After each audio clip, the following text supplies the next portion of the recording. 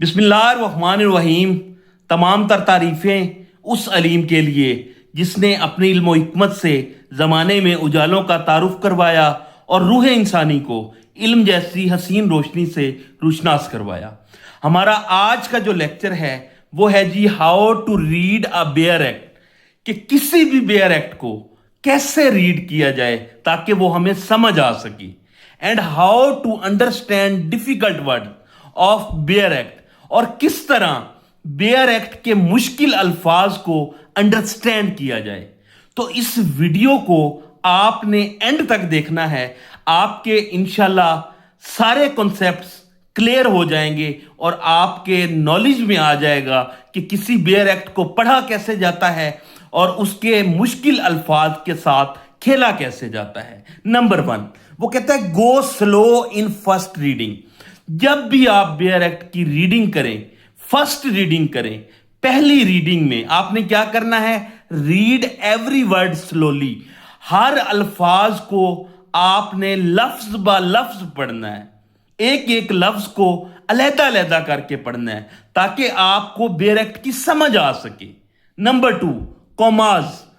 जो दो कॉमाज के दरमियान स्टेटमेंट होगी उसे पहली बार नहीं पढ़ना, यानी कि ये दो कॉमाज हैं, इनके दरमियान जो स्टेटमेंट होगी उसको आपने फर्स्ट रीडिंग में नहीं पढ़नी।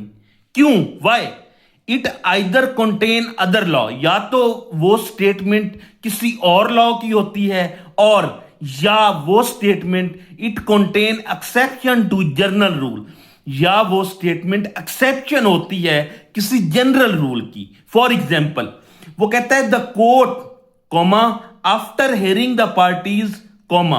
अब ये दो कॉमास के दरमियान आ गए, may pass an order.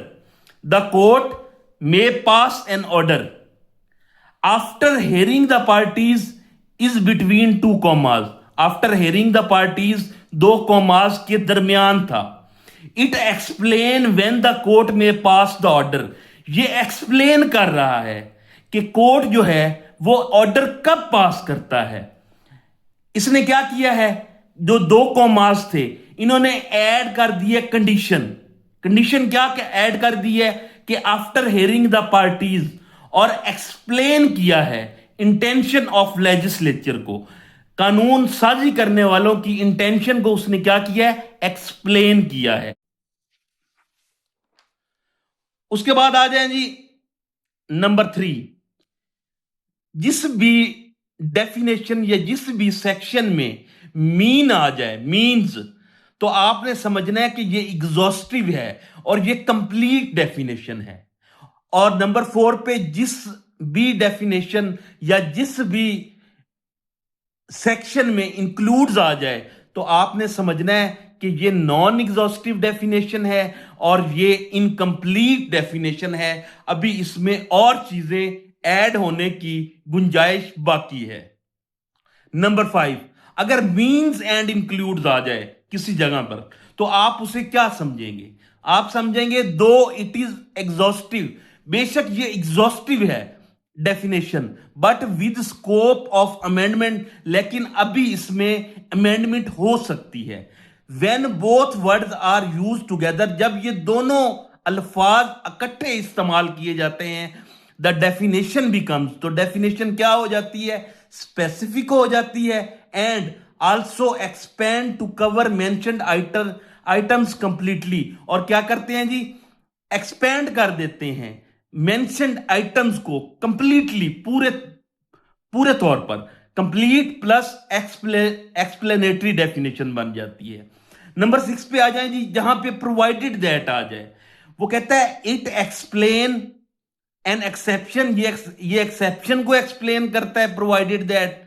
A special condition, ये स्पेशल कंडीशन को एक्सप्लेन करता है। और ये limitation to main rule, main rule की लिमिटेशन को ये क्या करता है? एक्सप्लेन करता है। For example, any person may file an appeal within 30 days provided that the court may extend the time for sufficient cause. Meaning the main rule is, main rule क्या था?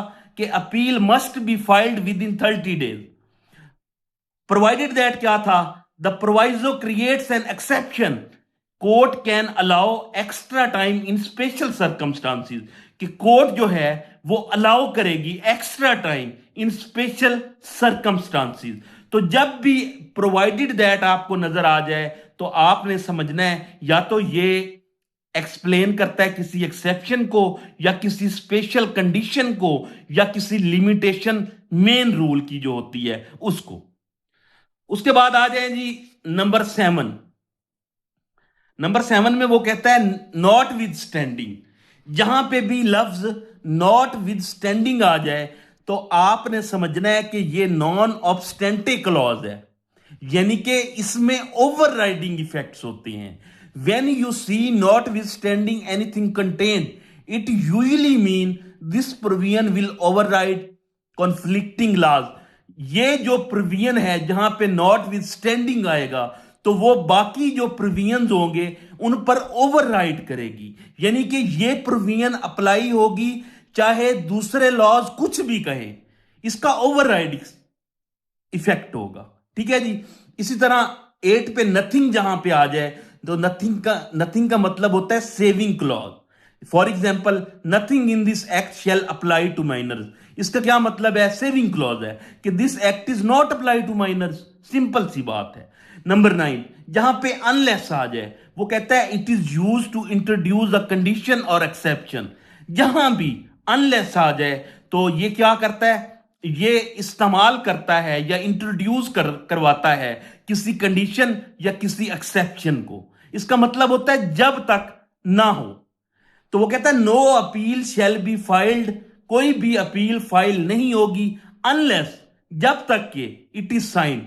इसने क्या किया है? इसने इंट्रोड्यूस करवाया कंडीशन और exception को। तो ये जो अनलेस होता है ये कंडीशन और एक्सेप्शन होती है।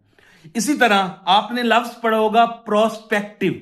जहां पे भी लफ्ज प्रोस्पेक्टिव आ जाए आपने समझना है कि ये फॉर फ्यूचर डेट के लिए है, फॉर फ्यूचर अपकमिंग इवेंट्स के लिए है। और जहां पे रेट्रोस्पेक्टिव आ जाए आपने समझना है कि ये पुरानी तारीख के लिए है, फ्रॉम बैक डेट के लिए है। तो ये था आज का लेक्चर। ऐसी ही वीडियोस के लिए हमारे चैनल को सब्सक्राइब करें। शुक्रिया।